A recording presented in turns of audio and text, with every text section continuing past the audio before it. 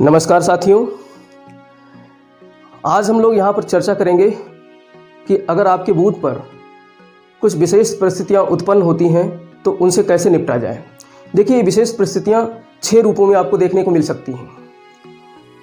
EDC के रूप में निर्वाचन कर्तव्य प्रमाण पत्र, प्रॉक्सी वोटर्स हो सकता है, एएसडी से संबंधित वोट्स हो सकते हैं, टेंडर वोट और चैलेंज वोट, और इसके साथ में अगर कोई शरारती तत्व आ जाए तो वो टेस्ट वोट भी करवा सकता है, परीक्षण मत भी करवा सकता है।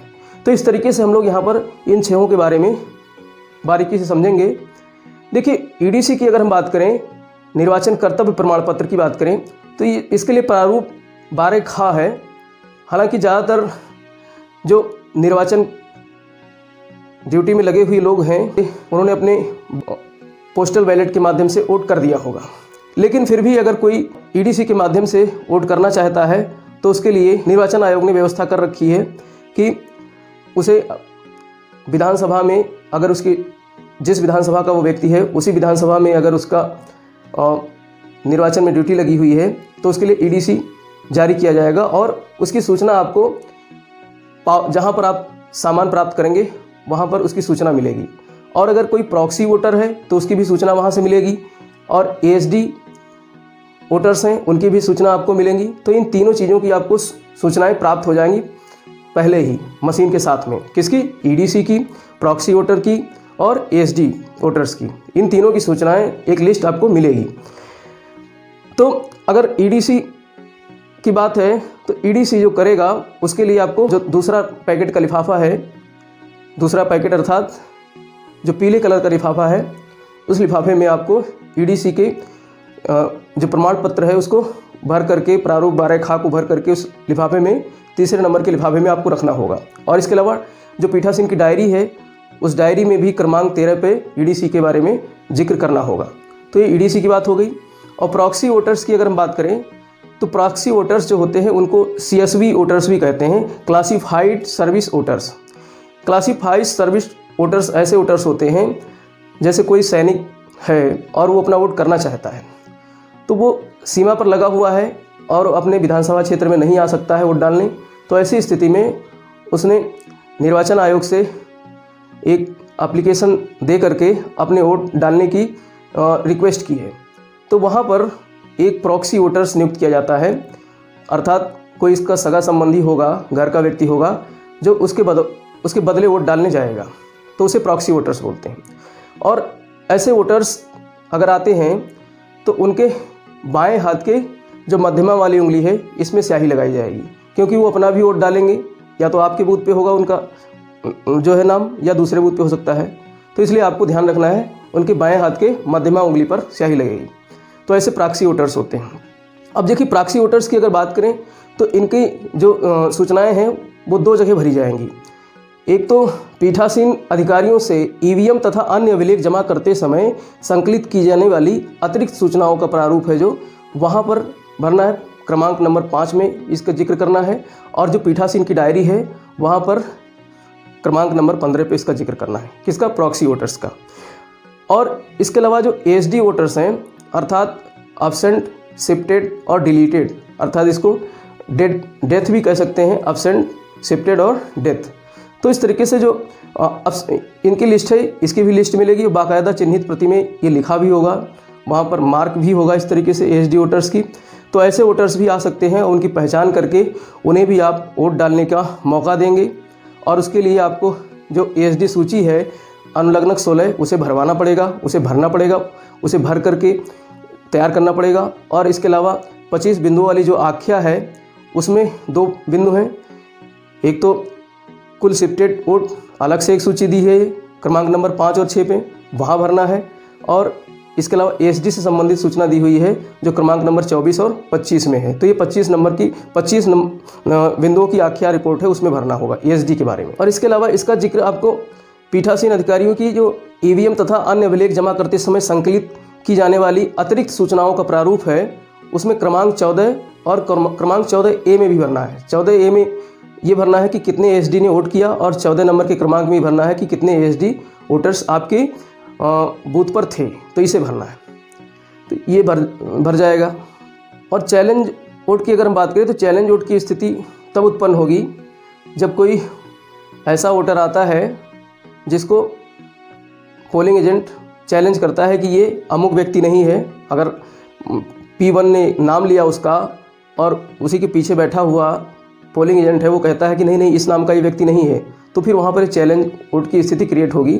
लेकिन इन सब सारी चीज़ों से आपको बचना है। अगर ऐसा कोई व्यक्ति होता है तो उसको आप धाराओं के बारे में बताएंगे, जिक्र करेंगे कि आपको सज़ा भी हो सकती है अगर आप फर्जी वोटर हो, तो वो चुपचाप सड़क जाएगा, भाग जाएगा। तो चैलेंज वोट के चक्कर में मत पड़िए। अगर ऐसा कुछ होता है तो आपको इसके बारे में एक तो वही पीठासीन अधिकारियों से ईवीएम तथा अन्य अभिलेख जमा करते समय संकलित की जाने वाली अतिरिक्त सूचनाओं का जो प्रारूप है वहाँ भरना है, उसमें क्रम नंबर 4 पे इसका जिक्र करना है। और आपकी पीठासीन की डायरी है वहाँ पर क्रमांक नंबर 12 पे इसका जिक्र करना है। और इसके अलावा इसको लिफाफा, असंविधिक लिफाफा जो है द्वितीय पैकेट है पीले कलर वाला, उसमें इसका जिक्र करना है लिफाफा नंबर 4 और लिफाफा नंबर 7 में। लिफाफा नंबर 4 में भरा जाएगा प्रारूप 14, जो चैलेंज वोटर मतों की सूची है उसे भरा जाएगा प्रारूप नंबर 14 में।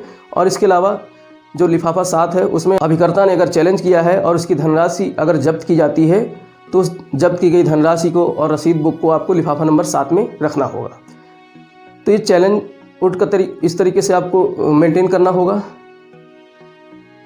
और इसके अलावा अगर परीक्षण मत की बात आती है, परीक्षण मत तब होगा जब कोई वोटर जा करके कंपार्टमेंट में वोट करता है और उसको ये लगता है कि जो हमने अमुक बटन दबाया है उस अमुक बटन की पर्ची वीवीपैट में ना दिख करके दूसरे किसी पार्टी की पर्ची दिखाई देती है, तो फिर वहाँ पर वो परीक्षण टेस्ट किया जाएगा। लेकिन ऐसा बहुत संभावना नहीं है। अगर वो ऐसा कुछ कहता है तो सबसे पहली बात तो ये करना, उसको धाराओं के बारे में बताना कि अगर आप गलत पाएंगे तो आपको कम से कम 1 साल की सज़ा हो सकती है और इतने हज़ार का जुर्माना हो सकता है, तो वो खुद ही भाग जाएगा।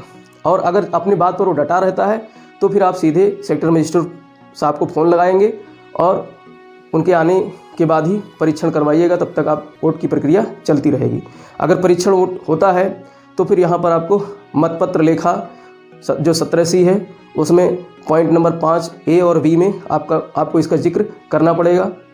तो देखिए ये सारी चीज़ें आपको जो रजिस्टर 17A है अर्थात मतदाता जो रजिस्टर है उनमें इनको बाकायदा एंट्री करनी है। और जो टिप्पणी वाला कॉलम है, टिप्पणी वाले कॉलम में वहाँ पर जो अभियुक्ति में ये लिखना होगा कि आपने ये EDC वोटर को वोट करवाया, ये प्रॉक्सी वोटर्स थे इनको वोट करवाया, ये SD वोटर्स थे इनको वोट करवाया, चैलेंज वोटर थे या परीक्षण मत थे, तो बाकायदा आप वहाँ पर एंट्री करेंगे।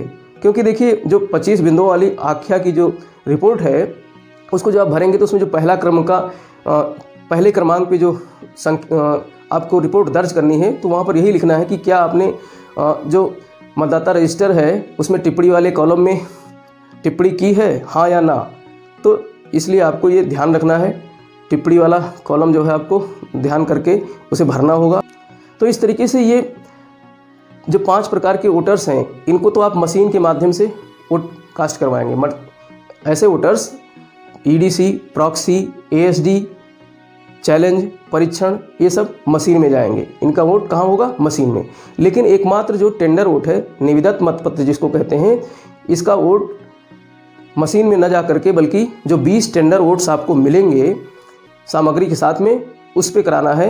एक एरो क्रॉस की मोहर मिलेगी स्वास्तिक चिन्ह वाली, उस मोहर से इस पे वोट होगा।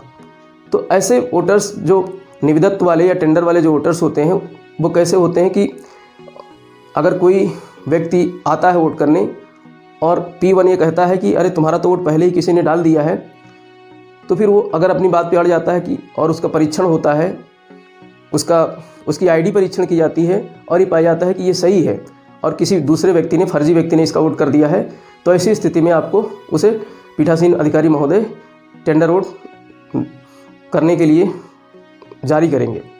तो टेंडर वोट देगा ऐसा व्यक्ति और उसको मशीन से नहीं करवाना है बल्कि उस जो अलग से 20 टेंडर वोट्स मिले हैं उसको कराना है और उसे करा करके आपको बाकायदा उसे 17B में दर्ज करना होगा। उसका ब्यौरा 17B में दर्ज करना होगा। प्रारूप 17B है जो उसमें भरना है, ना कि जो है प्रारूप 17A अर्थात मतदाता रजिस्टर में टेंडर वोट के बारे में आपको दर्ज नहीं करना है। आपको दर्ज कहाँ करना है? 17B में।